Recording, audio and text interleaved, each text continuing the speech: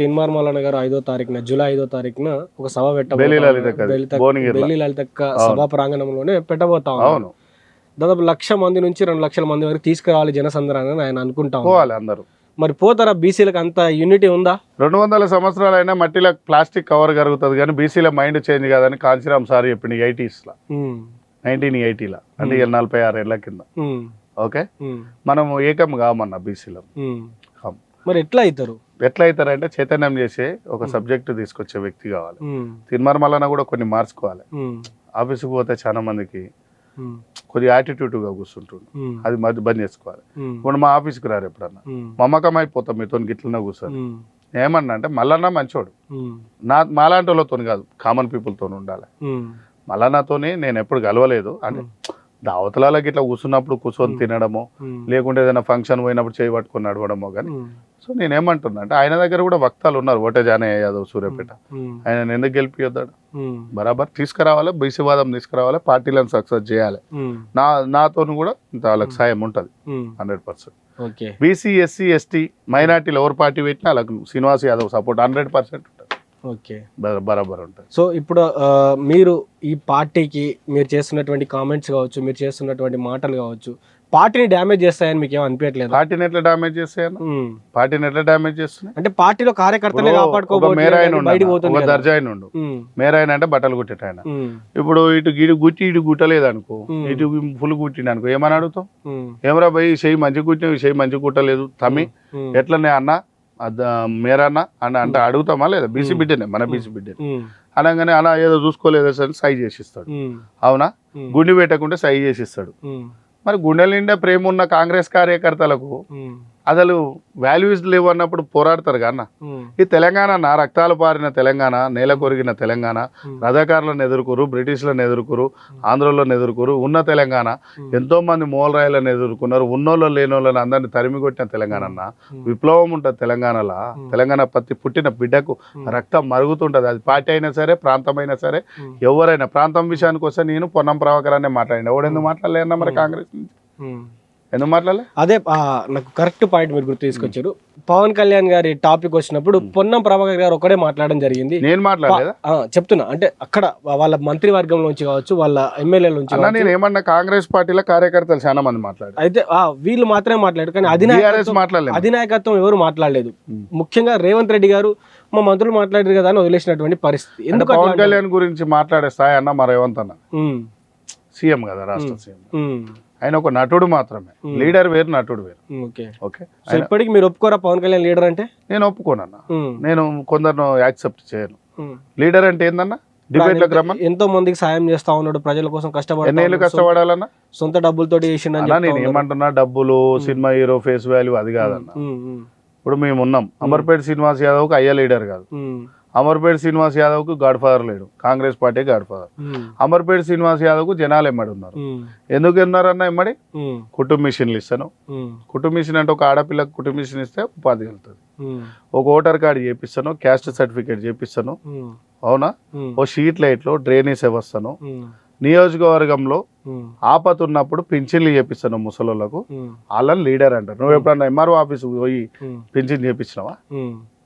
మాట్లాడదు అవన్నా. ఇప్పుడు ఆ నాలుగు కుటుంబాలే హీరోలు, నువ్వు అందంగా లేవు అన్న.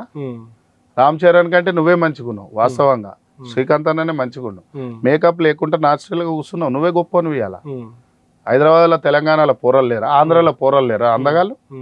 అందగాళ్ళు ఉన్నారు కానీ మరి వాళ్ళని ఎందుకు రాణిస్తలేరా? ఒక సినిమా ఇటు కాగానే రెండో సినిమా ఊపిస్తలే ఎందుకు చెప్పనా?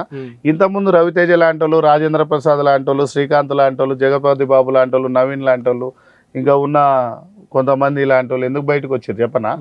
నా థియేటర్ నాదే సొంతం, నీ థియేటర్ నీదే సొంతం.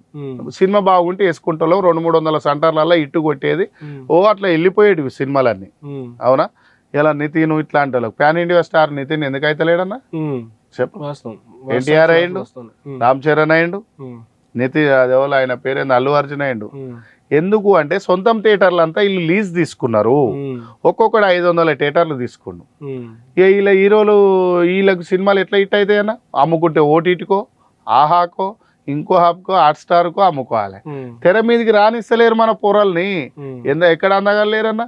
హైదరాబాద్ తెలంగాణలో 6 ఫీట్లు కాదు ప్రభాస్ అయ్యాలు ఉన్నారు ఇడ. ఓకే, నేనేమంటున్నా, పవన్ కళ్యాణ్ కంటే మంచి వాళ్ళు ఉన్నారు ఇడ. మా పోరలు లేరా అన్న? ఆంధ్ర తెలంగాణలో, ఆంధ్రలో మంచి మంచి అందగాళ్ళు ఉంటారు పోరలు. మీ హీరోల కంటే మంచి అందగాళ్ళు ఉన్నారు మా పోరలు, ఆంధ్ర తెలుగు బిడ్డలు. తెలంగాణ బిడ్డలు కూడా మంచి అందగాళ్ళు ఉన్నారు. మరి వాళ్ళకంటే పెద్ద హీరోలా అన్న? అసలు హీరోలు అంటే ఎవరన్నా? సరిహద్దుల సైనికులు. హీరోలు అంటే ఎవరన్నా? అడవిలో తిరిగిన నక్సలెట్లు. హీరోలు అంటే ఎవరన్నా? ఎదురు కాల్పులలో చనిపోయిన పోలీసు వాళ్ళు. హీరోలు అంటే ఎవరన్నా? మహనీయులు, గొప్ప గొప్ప మహానుభావులు చేసిన త్యాగం అనుభవించడం ఒక నేరం. అనుభవిస్తున్నారు కదా ఇలా తెలంగాణ ఉద్యమకారులు చనిపోయిన వాళ్ళు హీరోలన్నా. చదువుకోకోడు కానీ సాగానంపిన తండ్రి, చదువుల్లో సారాని ఇప్పి చెప్పిన సారు, సావు వార్తాయిని గుండె వలిగిన తల్లి, వీరులరా వందనం విద్యార్థి, అమరులరా వందనం పాదాలకు, మా త్యాగనులారా మర్చిపోము మిమ్ము, గుండెల్లో గుడి గడుతాం పొరుదండం బెడుతాం అంటే అన్న ఇది ఎవరు రాసిరు? దర్వ ఎల్లయ్య, దర్వ అంజయ్య, అంతడుపుల నాగరాజు కూర్చొని ప్లాన్ చేసిన పాట. ఎంత శోకం ఉందన్న? ఎవరన్నా హీరోలు? వీళ్ళకంటే హీరోలా? మానీల కంటే హీరోలా? ఆంధ్రప్రదేశ్ బీసీ ఎస్సీ ఎస్టీల కంటే హీరోలా? తెలంగాణ ఎస్సీ ఎస్టీల కంటే హీరోలా? లేదా చనిపోయిన అమరులైన వాళ్ళు అంత ఈ జాతులే కదా, మరి వీళ్ళకంటే హీరోలా? అఫీషియల్ బిచ్చపోలన్నాళ్ళు. అదే ఎట్లా సాధ్యమైతే అసలు? ఎందుకు ఇంకా చైతన్యం తేవాలి, క్రమశిక్షణ కమిటీలు వేయాలి, క్రమశిక్షణ క్లాసులు పెట్టాలి. డిఫెండర్లతోని ల్యాండ్ క్రూజర్లతోని ఏం కాదు. నడుచుకుంటూ వచ్చిన నాయకుడు ఇలా మనకు మంచి చేస్తాడు. కమ్యూనిస్ట్ వాళ్ళు భుజాన సైన్సులు వేసుకొని 1000 మంది 2000 మందికి గుడిసెలు ఇప్పించటోళ్ళు. ఏ పార్టీ చేసింది వాళ్ళ లెక్క? వాళ్ళకి వాళ్ళ నామరూపాలు లేకుండా పోయినాయి. అంతేనా అలా? ఏది ఉన్నా కాంచీరామ్ అంబేద్కర్ సార్ సిద్ధాంతాలు బయటకు పోతే, బీపీ మండల్ సార్ సిద్ధాంతాలు బయటకు పోతే, సాకలైలమ్మ సిద్ధాంతాలు బయటకు పోతే, సోషల్ మీడియా అవగాహన లేనప్పుడే సాకలైలమ్మ గలను మెత్తింది. అట్లాంటి గొప్ప మలిదేశ ఉద్యమం బెల్లి లలితక్క, మారోజు వీరన్న లాంటి గలం ఎత్తుకుంటే 100% బహుజన రాజమేడు వస్తుంది. బీసీలకు ఒక భవిష్యత్ నాయకుడు అంటే ఈ తెలంగాణ రాష్ట్రంలో మీకు ఎవరు అవపడతా ఉన్నారు? ఎవరు లేడన్నా? ఎవరు ప్రస్తుతానికి? ఎవరు లేడు. ఎవరు? ఏ నాయకుడు? బీసీలకు మాత్రం మందకృష్ణ అన్నాడు. ఎస్సీలకు ఇప్పుడు బీసీల కోసం ఎన్ని సంఘాలు నేనే కొట్లాడతా బయలుదేరుతావా? 100% యుద్ధం అయిపోయింది, ఆరంభం చేసేసిన ఆల్రెడీ. బీసీల కోసం, ఎస్సీల కోసం, ఎస్టీల కోసం, మైనార్టీల కోసం, ఈ 4 సామాజిక వర్గాల కోసం శ్రీనివాస్ యాదవ్ పదవి కోసం బోడిగా, ఎమ్మెల్యేలు తయారు చేసే కాడికి పోతాడు, ఎమ్మెల్యే టికెట్ల కాడికి బోడిగా, ఎమ్మెల్యే టికెట్లు ఇచ్చే స్థాయికి పోతాడు. ఇట్లనే మీరు అరాచకాలు చేసి మా వర్గాలను మీరు దొక్కుదామని చూస్తే ఏమవుతుందన్న? మొన్న ఫోన్ వచ్చింది నాకు, శ్రీనివాస్ యాదవ్ థ్రెట్ ఉంది నీకు జాగ్రత్త అంటే. ఏం చంపుతాడా రేవంత్ రెడ్డి? ఏమన్నా ఆయన గెట్టు పంచాది పోయినా, కొడంగల్లో నిలబడతానా, భూమి పంచాది పోయినా, అలా కులపోయినా పాలెన్నా? కాదు కదా. రేవంత్ రెడ్డి మీద ఇంత కక్ష ఎందుకు పెట్టుకున్నావు? కక్ష ఏముంటది అంటే నీకో విషయం చెప్తాను, ఏ మాటకు ఆ మాట. కమ్యూనిస్ట్ హాస్పిటల్లో పడితే కమ్యూనిస్ట్ అన్నలు అలా పార్టీ వాళ్ళు మొత్తం వచ్చి రాష్ట్ర అధ్యక్షులతో వచ్చి పరామర్శించారు. ఏఐసిసిలో 3-4 ఉంటాం అన్న. కేతూరు వెంకటేశ్ ఎంత అన్యాయం అయ్యిండు కొల్లాపూర్, అన్యాయం అయిపోయింది. ఇలా జాబ్ చేసుకొని ఉంటే కేతూరు వెంకటేశ్ 5 లక్షల జీతం తెలుసుగా. కేతూరు వెంకటేష్ అయితే పాపం ఎంత లాస్ అయింది మావాడు. నాకు బాగా దగ్గర మన బీసీ సామాజిక వర్గం ఎంత అంటే. నేను ఏమంటున్నా, నేను హాస్పిటల్లో పడితే వుడ్లాండ్ హాస్పిటల్ బర్కత్పురలా నాంబర్పేట నియోజకవర్గం డీసీసీ ప్రెసిడెంట్ రాలే, పిసిసి ప్రెసిడెంట్ రాలే, ఏ ఎమ్మెల్యే రాలే, ఏ ఎంపీ రాలే, ఎంపీ పోటీ చేసినోడు రాలే, ఎమ్మెల్యే పోటీ చేసినోడు రాలే. ఎందుకు పార్టీ మిమ్మల్ని పక్కన పెట్టాలనుకుందా? ఎట్లా మళ్ళా? ఉన్నది మాట్లాడతా గానీ 10 లక్షలు అయినాయన్న. పార్టీకి ఇంత ఖర్చు పెట్టినా, గవర్నమెంట్ వచ్చింది, ఏదో ఎల్ఓసి పథకంలు ఇవ్వచ్చు కదా. పార్టీకే కష్టపడ్డాక కార్యకర్తని. నాలాగా ఎంతమంది అన్యాయమయ్యారు అనుకున్నాం. ప్రభాకర్ ఇప్పుడు హాస్పిటల్లో ఉండు, బంజారా ప్రభాకర్. చాలా మంది షుగర్ పీపుల్ ఏందన్నా కాంగ్రెస్ పార్టీలో తిరిగితే మాకు వచ్చింది షుగర్ శాఖ, బీపీ శాఖ, థైరాయిడ్ శాఖ, గ్యాస్ శాఖ. గ్యాస్ బాడీలో గ్యాస్తోనే అన్ని రోగాలు వస్తాయి. తినకుండానే కన్నా ఓడు ఫోన్ చేస్తాడు, అన్నా ఏమ్రాబాయ్ ఏమ్రాబాయ్ అంటే ఎవడంటాడు తెలుసు కదా. ఇక ఫ్లెక్స్ లో ఫోటో లేదేమరా ఏయ్ జనాలేర్రా, ఏయ్ బ్యానర్లో మొత్తం మంచు కట్టాలరా, ఏయ్ ఏమైందిరా 10,000 మందితో మీటింగ్ పెట్టలేదేమ్రా, పార్టీ లాయల్గా పనిచేయాలరా. మరి బీఫామ్ వచ్చినప్పుడు ఇవన్నీ పనిచేసిన వానికి ఒకడు ఏం పీకిస్తలేడు. పార్టీలకు వచ్చేటప్పుడు ఒక మాట చెప్తాన్నా, అరే నీ దగ్గర 10 కార్లు ఉన్నాయా, 10-20 కోట్ల రూపాయలు ఉన్నాయా, మా పార్టీలో ఎమ్మెల్యే టికెట్ ఖర్చు పెడతావా, లేకుంటే రాని సభ్యత్వం ఇయ్యకురి. భుజాలు కాయలు కాసేటట్టుగా మోసి జెండాలు మోసి మేము జనాలను కూడా పెట్టి మేము రాజ్యం అంతా నడిపిస్తే సాలే మీరు వచ్చి గద్దె మీద కూర్చుంటారు. మా కార్యకర్తల కాపతొస్తే ఎవడు పోయి రూపాయి సాయం చేయరు, పార్టీ కోసం కష్టపడితే అన్న ఇలా యువకులను రాజకీయాలకు రావద్దని చెప్తున్నా నేనే ఓపెన్ గా. చాలా పెద్ద స్టేట్మెంటే చెప్తున్నా. ఎందుకు చెప్పనా, 2009 ముందుకు లీడర్ కడుపు మార్చుకొని కార్యకర్తలకు అన్నం పెడుతుండే, కడుపు నింపుతుండే, ఇండ్లు ఇప్పిస్తుండే, పిల్లల పెళ్లిళ్ళు చేస్తుండే.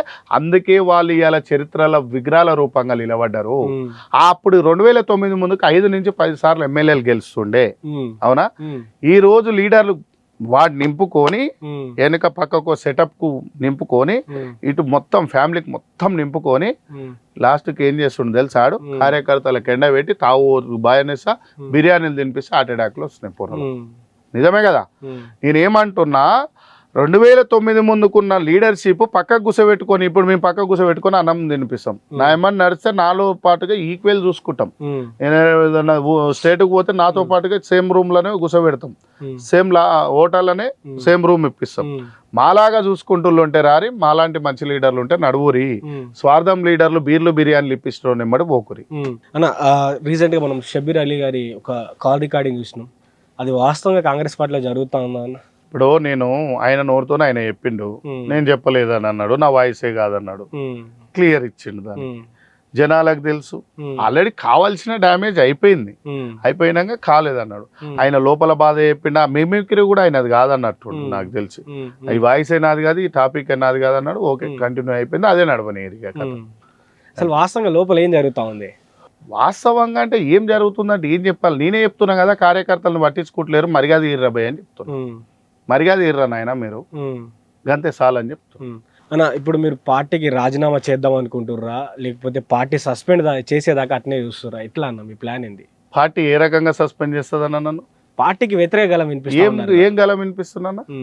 పార్టీలో ఏమైనా ఉంటే కూర్చొని మాట్లాడాలి కదా మీరు. ఎవరు విలువాలన్నది? ఎవరు విలువాలి? పిసిసి ప్రెసిడెంట్ విలువాలి, సీఎం గారు విలువాలి, మంత్రి గారు విలువాలి, ఎమ్మెల్యే గారు విలువాలి, ఎంపీ గారు విలువాలి. మా బాధ మేము చెప్పుకుంటున్నామన్నా. నా పార్టీ ఆఫీస్ నడిపించుకుంటా, నెలకు 1,00,000 రూపాయలు ఖర్చు పెట్టుకుంటున్నా. మా పాల వ్యాపారం 2-3 లక్షల రూపాయలు ఇన్కమ్ ఉంటది. ఓకే, 1,00,000 రూపాయలు పార్టీకి జెండా ఖర్చు పెట్టినా నేను. ఓకేనా, ఖర్చు పెట్టి తిరిగినా కదా, మరి మాకు ఇవ్వాలి కదా. మరి మిగతా లీడర్లు అందరూ అంటే వాళ్ళ నేను పేర్లు ఎన్ని చెప్పినా, 50-60 పేర్లు చెప్పినా కదా, వాళ్ళకి న్యాయం చేయరు. వాళ్ళ సామాజిక వర్గం లీడర్లు ఫైళ్లు పట్టుకొని పోయి డబ్బులు సంపాదించుకుంటారు, కాంట్రాక్ట్లు తీసుకుంటారు. ఎందుకు మీరు అట్లా చేయలేకపోతారు? నేను చేయనన్న పైరవి. మా పార్టీ సిస్టమ్, మా సోనియా గాంధీ నాయకత్వం అది నేర్పియలే మాకు.